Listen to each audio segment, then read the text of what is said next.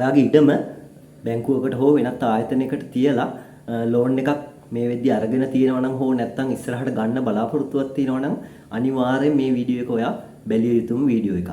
Video එකට යන ගමන්ම ආදරෙන් මතක් කරනවා අපේ channel එක subscribe කරගෙන යන්න. මොකද මේ වීඩියෝ වලින් කියන කරුණු ඔයාලගේ ජීවිතේ කවදාම හරි ඔයාලට වැදගත් වෙන්න පුළුවන්. ඒ හින්දා අපේ channel එකත් subscribe කරගෙනම යන්න කියලා ආදරෙන් ඉල්ලා සිටිනවා. වීඩියෝ එකට like එකක් දාන්න, comment එකක් දාන්න. අපි අද කතා කරන්නේ ලෝන් එකක් අරගෙන ගොඩක් අය ලෝන් ගෙවලා ඉවරයි. නමුත් බොහෝ දුරට මේ කරන අතපසු කිරීම කිහිපයක් හින්දා පසු කාලීනව ගොඩක් අමාරුව වැටෙනවා. ඒ වෙලාවට ඒක ටිකක් නිවැරදි කරගන්න ටිකක් අමාරු වෙනවා. ඒ හින්දා අනිවාර්යෙන් මේක බලලා ඔයාලා මේ වෙද්දිත් මේ දේවල් කරලා නැත්නම් අනිවාර්යෙන් මේ දේවල් කර ගැනීමට කටයුතු කරන්න. නැත්නම් අමාරු වැටෙන්නේ කවදා හරි ඔයාලම තමයි. ඉතින් ඔයාලා ඉඩම තියලා ලෝන් එක අරගෙන තියෙන්නේ රජයේ පිළිගත් ප්‍රධාන පෙළේ බැංකුවකින් නම් මේ වෙද්දි ඔයා ලෝන් එක ගෙවලා ඉවර වෙලා නම් ඔයාට බැංකුවෙන් දෙනවා ලෝන් එක ගෙවලා ඉවරයෙන් පස්සේ ડોකියුමන්ට් ටිකක් ඔයාගේ ඔප්පුව ඔයා දීපු ලියකියවිලි ටික ආයි ඔයාගේ අතට පස් කරනවා. ඉතින් ඒ වෙලාවට ඔයා නොදැනුවත්වම කරන දෙයක් තමයි දැන් ඔයාගේ බැංකුවට ඔයා ගිවිසුමක් නෙන්නේ ණය ගිවිසුමක් තියෙනවනේ. ඒකත් බොහෝ දුරට ඔප්පුව හා සමානයි. ප්‍රධාන පෙළේ බැංකුව නම් මේක විශේෂයෙන්ම ඉංග්‍රීසි භාෂාවෙන් තමයි මේ ගිවිසුම සකස් කරලා තියෙන්නේ. ඔප්පුවකට සමාන හින්දා ගොඩක් අය හිතනවා මේක තමයි අලුතෙන් ඒ කියන්නේ ඔයාලට ලැබිච්ච ඔප්පුව කියලා.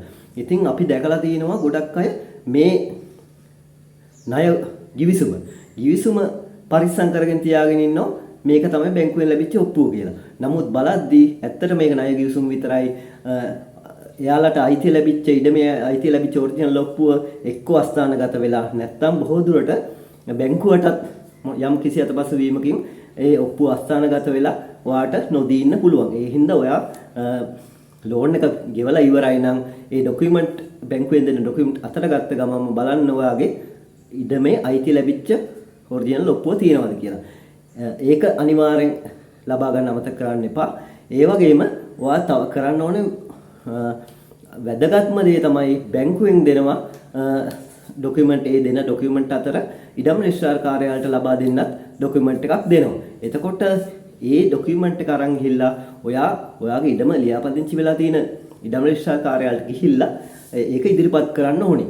එතකොට තමයි ඔයාගේ අර පත්තිරුවේ තියෙන උගස්කරය පත්තිරුවෙන් නිදහස් වෙන්නේ. එතකොට ඒ ඩේට් එකක් දාලා උගස්කරය නිදහස් කරන ලදී කියලා ඒ උගස්කරය කැන්සල් කරනවා පත්තිරුවෙන්.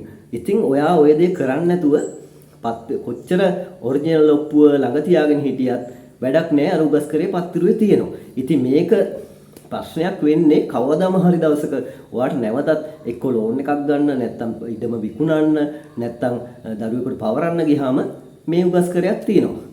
ඉතින් ඒ උගස්කරේ තියෙදි කිසිම දෙයක් කරන්න බෑ. මොකද උගස්කරේ නිදහස් වෙලා නැහැ. ඉතින් අපිට හම්බෙලා තිනවා අතරම අපේ කාර්යාලයට ඇවිල්ලා තිනවා අවුරුදු 30 40 පරණ. ඒ කියන්නේ බැංකුව වලින් අරගෙන බැංකුවත් දැනුවත් කිරීමක් බැංකුව අතිනුත් වෙලා නැහැ. ඉතින් එයාලා ඔප්පුව ළඟ තියෙනවා. නමුත් උගස්කරේ අර පත්තිරුවේ හැමම තියෙනවා. ඉතින් අපේ උපදෙස් මත ආයේ බැංකුවට ගිහිල්ලා එහෙම අවශ්‍ය ડોකියුමන්ට් අරගෙන ඒව කැන්සල් කරගත් කට්ටිය ඉන්නවා. නමුත් සමහර වෙලාවට බැංකුවෙනුත් ওই දේවල් කරගන්න බැරි වෙන්න පුළුවන්. ප්‍රධාන පෙළේ බැංකුවල නම් ඇත්තටම ඒවා සිස්ටම් තියෙන හින්දා හොයාගෙන මේ දේවල් ඔයාලට කරලා දෙයි. නමුත් අර පොඩි කුඩා බැංකු තියෙනවා. ඉතින් ඒ වගේ දේවල් ඒ පහසු ගන්න නැති වුණත් ඔයාලට ඒ වැඩේ කරගන්න අමාරු වෙන්න පුළුවන්. ඉතින් බැංකුවකින් ලෝන් එකක් ගත්තාම ඔන්න ඔය මම කියපු කරුණු ටික ගැන සැලකිලිමත් වෙන්න. විශේෂයෙන්ම ලෝන් එක ගෙවලා ඉවරයෙන් පස්සේ අනිවාර්යෙන් පත්‍රුවෙන් උගස්කරේ ඉවත් කරන්න කටයුතු කරගන්න. ලෝන් එක ගෙවලා ඉවර වෙච්ච ගමන් අනිත් එක ඔයාගේ ඔරිජිනල් ඔප්පුව තියෙනවද කියලා බලලා ඒක පරිස්සම් කරලා තියාගන්න. අර උගස් ගිවිසුම නෙවෙයි වැදගත් වෙන්නේ ඔයාගේ මුල් ඔප්පුවම තමයි. ඉතින් අපි ලෝන් ලබා ගන්නදී බැංකුව වලට අමතරව අපි වෙනත් පෞද්ගලික ආයතන සාමාන්‍ය ණය දෙන ආයතන තියෙනවා. ඒවැ අපේ ලේසියට බැංකුවට වඩා මේකේ තියෙන එක ලේසි කියලා හිතලා අපි එහෙම තියෙන වෙලාවලුත් තියෙනවා. ඒ වෙලාවෙත් ඔයා ඔය කියපු දේවල් ගැන සැලකිලිමත් වෙන්න. විශේෂයෙන්ම අවධානය යොමු කරන්න ඕන දෙයක් තමයි බැංකුව වගේ ශක්තිමත් නැහැ සමහර පෞද්ගලික ආයතන. ඒ කියන්නේ අද තිබුණට තව අවුරුදු දැන් සාමාන්‍ය ඔයා ලෝන් එකක් ගන්න අවුරුදු 5ක් 10ක් 15ක් වෙන්නත් පුළුවන්. ඉතින් ඒ වගේ දීර්ඝ කාලයක් යද්දී අර ආයතනයේ වැහිලා තියෙන්නත් පුළුවන්. ඉතින් එහෙම වුණොත් ඔයා ලොකු අමාරුවක වැටෙනවා. ඒ හින්දා අනිවාර්යයෙන් ඒ ගැන සැලකිලිමත් වෙන්න. ඒ වගේ ආයතන වල ණයක් ගන්නවා නම් ආයතනයේ තියෙන ශක්තිමත් බව ගැන පොඩ්ඩක් සැලකිලිමත් වෙන්න. මොකද බැංකුවට වඩා ඇත්තටම මේ වගේ පෞද්ගලික ආයතන ණය දෙන ආයතන වලින් ලෝන් එකක් ගන්න පහසුයි. පහසු වුණාට අර අවදානම තියෙනවා. මේ ආයතනේ කවදා හරි වැහිලා ගියොත් ඔයාට අනිවාර්යයෙන්ම ලොකු අමාරුවක වැටෙනවා. මොකද ආයතනේ නැති වුණොත් ඒ උගස් කරේ අයින් කරගන්න බැරි වෙනවා. අනිත් එක ඔයා ලෝන් එක ගෙවලා ඉවර වෙන්නත් කලින් ආයතනය වැහිලා ගියොත් ඔයාට ඇත්තටම ලොකු අපහසුතාවයකට ලොකු අමාරුවක වැටෙන්න වෙනවා. මොකද ඒ ආයතන අපි අත්දැකීමෙන් දන්නවා අපි ගාවට මිනිස්සු ඇවිල්ලා තිනවා. ඉතින් ඒ ආයතන හොයාගන්නත් නැති වෙන වෙලාවල් තියෙනවා. ඉතින් ලෝන් ගනිද්දී තවත් සැලකිලිමත්ම විය යුතු දෙයක් තියෙනවා. ලෝන් එක ඔයා බලන්න ඕනේ. දැන් විශේෂයෙන් බැංකුව වලින් කරන්නේ බැංකුව වලින් උපස් කරයක් විදිහට තමයි ලියන්නේ. නමුත් වෙනත් පෞද්ගලික ආයතන තියෙනවා. සමහර කුඩා ආයතන ලියන්නේ උගස් කරයක් විදිහට නෙමෙයි. ඔයා ඒ ආයතනෙට ඉඩම විකුණනවා වගේම තමයි එයාලා ඔප්පුව ලියාගන්නේ. ඒ සම්බන්ධ පොඩ්ඩක් ඔයා දැනුවත් වෙන්න. ඔයාට ඉක්මනට මුදල් ලැබුණාට ඉක්මනට පහසුවෙන් ලෝන් එක ගන්න පුළුවන් වුණාට ඒ විකුණුම් කරේකින් ඔයා ඒ ආයතනයට ඉඩම විකුණලා නම් ලෝන් එක ගන්න. ඒකේ ගොඩක් අවදානමක් තියෙනවා. මොකද ඔයා උගස් කරයක් නෙමෙයි. එතකොට විකුණුම් ඔප්පුවකින්ම ඒ ආයතනයට ඉඩම ලබා දීලා තිනවා. ඒ හින්දා ඉතාමත් අඩු මුදලකට ඔයාගේ ඉඩම සින්නවීමේ හැකියාව ඉඩම ඔයාට නැති වෙන්න පුළුවන්කම අනිවාර්යයෙන්ම වැඩි ඒ ක්‍රමයේ මගින්. තවත් සමහර ලෝන් එකක් ගන්න ගියහන් පස්සේ ඔය බැංකු වලට යන්නෙත් නෑ, අර වගේ පෞද්ගලික මූල්‍ය ආයතන වලට යන්නෙත් නෑ. සාමාන්‍යයෙන් තමන්ගේ ප්‍රදේශයේ ඉන්නවා නම් ඔයගේ පොලියට සල්ලි දෙන ඉඩම් ඔප්පු තියාගෙන සල්ලි දෙන පුද්ගලයෝ ඉන්නවා නම් එයාලා ගාවට ගිහිල්ලා ඔය ලෝන් මේ ණය ලබා ගැනීමක් කරනවා. ඉතින් අන්නේ අවස්ථාවෙත් ඊටමත් අවදානමක් තියෙනවා. මොකද එයාලත් බොහෝ දුරට ලියාගන්නේ විකුණුම් කර මගින් තමයි ඔයාගේ ඔප්පුව ලියාගන්නේ. ඉතින් ඒ වගේ වෙලාවටත් අනිවාර්යෙන් සැලකිලිමත් වෙන්න. විකුණුම් කරේකින්ද මේක ලියන්නේ. අදිසියවත් ඔයා දන්නේ නැතුව එහෙම ලියවිලා තිනවා නම් ඔයා මතක තියාගන්න. ඔයාට ආයි ඒ ආයතනය ණය ගෙවල ඉවරෙන් පස්සේ ආයතනේ වාට ලබල් දෙනවනේ. මෙන්න මේ ණය ගෙවල ඉවරයි ආයිත් ඉඩම් පවර්ලා දෙනවනේ. එතකොට අන්න ඒක තමයි ඔයාගේ අලුත් ඔප්පුව. නැතුව අපිට හම්බෙලා තියෙන අතරම කට්ටිය ඒ පරණ ඔප්පුවම තියාගෙන ඉන්නවා. එතකොට විකුණුම් කරේකින් ණය ලබාගෙන තියෙනවා නම් නැවතත් ඔයාට ලබා දෙන ඒ ඔප්පුව තමයි ඔයාගේ අලුත් ඔප්පුව. එතකොට ඔප්පුව උගස් වීමක් නෙවෙයි වෙලා තියෙන්නේ, අයිතිය බහැර වීමක් වෙලා ආයිත් නැවත ඔයාට අයිතිය ලැබිලා තියෙනවා. ඉතින් අන්න ඒ අවස්ථාවෙත් ගොඩක් සැලකිලිමත් වෙන්න. අර මුල් ඔප්පුව තියන් ඉඳලා එතකොට වැඩක් නෑ, තිබුණට ගැටලුවක් නෑ. නමුත් වළංගු වෙන්නේ ඔයාගේ අර අලුතෙන් ඒ ආයතනය මගින් ඔයාට ලබල් දීපු ඔප්පුව තමයි එතකොට ඔයාගේ නැවතත් අයිතිය ලැබුණ ඔප්පුව විදිහට පිළිගැනෙන්නේ.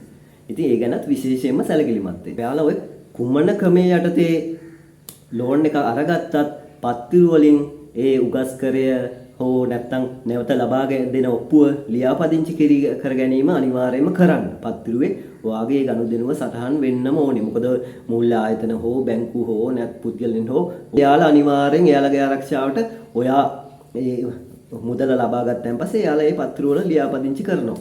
ඉතින් එතකොට ඒක ලියාපදිංචි ගනුදෙනුවක් වෙනවා. නමුත් ඔයාට නැවත ඔප්පුව ලබා දුන්නාන් පස්සේ ඔයා ඒක ලියාපදිංචි කරගන්න නැහැ. ඒ ගැන සැලකිල්ලක් වෙන්නෙත් නැහැ. ඒ ආයතන මගින් හෝ ඒ පුද්ගලයන් ඔයාව දැනුවත් කරන්නෙත් නැහැ. එහෙම වුණාන් පස්සේ ඔයා කාලයක් ගිහිල්ලා තමයි අමාරුව වැටෙන්නේ. විශේෂයෙන්ම ඔය පුද්ගලයන්ගෙන් ණය ලබා ගත්තාම ඉඩම් විකුණුම් කර හෝ ගස් කරවලින් තියලා ලබා ගත්තන් පස්සේ ඒ පුද්ගලයන් කාලයක් ගියන් පස්සේ එයා කාලයක් නෙමෙයි හදිස්සියේ මිය යන්න පුළුවන්.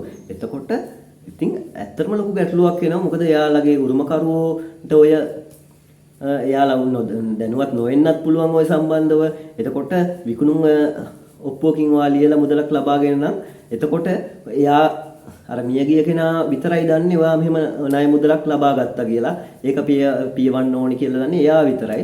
නමුත් එයාගේ දරුවෝවත් එයාගේ උරුමකාරයෝ දන්නේ නැත්නම් ඔයාට ලොකු ගැටලුවක් වෙනවා. ඉතින් එයාලගේ ඒ පස්සේ යන්න ඉතින් හොඳ මිනිස්සු නම් ඔයාට මොන හරි උදව්වක් කරයි. නමුත් ගොඩාක් මිනිස්සු එහෙම උදව් කරන්නේ නැහැ. මොකද එයාට තාත්තගේ අම්මගේ දේපලක් ලැබිලා තිනවා. ඒක මේ මිය ගියන් පස්සේ එයාට ඉබේම අයිති වෙනවා එයාගේ උරුමකරුවන්ට.